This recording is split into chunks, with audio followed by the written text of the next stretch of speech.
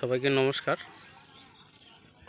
আজকে একটা গুরুত্বপূর্ণ বিষয়ে আলোচনা করতে চাইছি।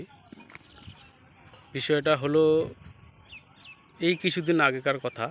আমাদের পাশের গ্রামে ঠিক সন্ধ্যা 6টার সময় একটা ছেলে তার আত্মীয়র বাড়িতে যাচ্ছিল জন্মদিনের অনুষ্ঠানের জন্য। এবার বাড়ি থেকে 50 মিটার দূরে গিয়েই একটা অচেনা বাইকওয়ালা ওকে বলছে, কোথায় যাবি? তো ছেলেটা বলছে যে আমি আমাদের ওই পাড়ার একটা বাড়িতে জন্মদিন অনুষ্ঠান আছে, ওখানে যাব। তো ওই অচেনা বাইকওয়ালা বলছে যে আমি তোকে পৌঁছে দিয়ে আসবো, চল। ছেলেটা একটু চালাক চতুর ছিল, 8-10 বছর বয়স হবে। তো ছেলেটা বলছে না না, আমি হেরে চলে যাবো না। ও আবার জোর জবরদস্তি করেছে, বলছে চকলেট খাওয়াবো, চল তোকে পৌঁছে দিয়ে আসবো। এরকম করতে করতে এমনকি ওর হাত ধরে টানাটানি করেছে, বলছে চল তোকে পৌঁছে দিয়ে আসবো। কিন্তু ছেলেটা সাহসী এবং চালাক চতুর হওয়ায় বলেছে যে না, আমি যাব না, আমি এইটুকু রাস্তা হেঁটেই চলে যাব।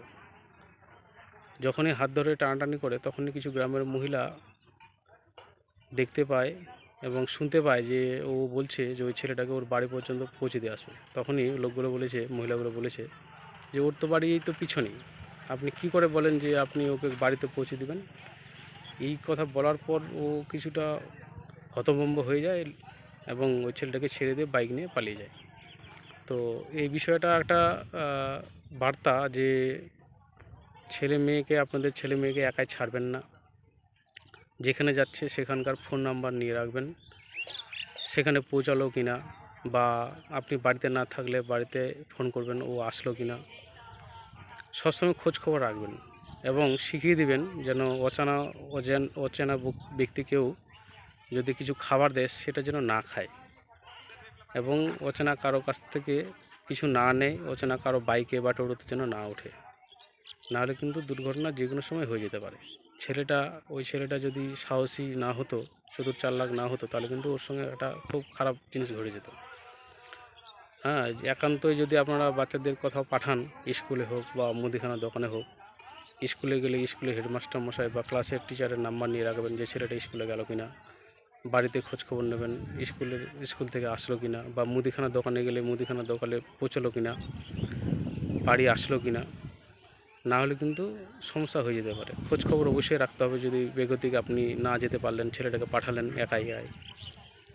আর কিছুদিন আগে আপনারা অনেকে শুনেছেন যে টোটো ছিনতাই হয়। অনেক সময় অনেক লোক বলে যে আমরা টোটো ভাড়া নিব, পাড়ায় পাড়ায় মিষ্টি কুমড়া কিনবো, চলেন। এবার দেখা হলো সারাদিন টোটো নিয়ে ঘুরলো, সন্ধ্যাবেলা ওরা কিছু খাচ্ছে, টোটোওয়ালাকে বলছে যে দাদা আমরা তো কিছু খাচ্ছি, আপনি তো কিছু খাচ্ছেন না, নেন এই পেপসিটা খান। দেখা হলো পেপসিটা খেলো, সেখানে মাদক দ্রব্য মেশানো ছিল, খেয়ে দিয়ে অজ্ঞান হয়ে গেল, চম্পট টোটো নিয়ে। এরকম ঘটনা হয়েছে, আমরা দেখেছি। তো চোখ কান খোলা রাখবেন, সচেতন থাকবেন, অ্যালার্ট থাকবেন, প্রশাসনের নাম্বার নিয়ে রাখবেন, যাতে সন্দেহ হলেই খবরটা যেন তাড়াতাড়ি পৌঁছানো যায়। এবং ছেলে মেয়েদেরকে ভালো করে শিখিয়ে রাখবেন যে অচেনা লোকের কাছ থেকে যেন কোনো কিছু না খায়, কেউ টোটোতে বা বাইকে কোথাও পৌঁছে দিতে চাইলে যেন না যায় ওর সাথে। আর কোথাও গেলে যেন বাড়ির লোককে জানিয়ে যায়। আপনারাও খোঁজখবর রাখবেন, যেখানে গেল সেখানে ঠিকঠাক গেল কিনা, পৌঁছালো কিনা।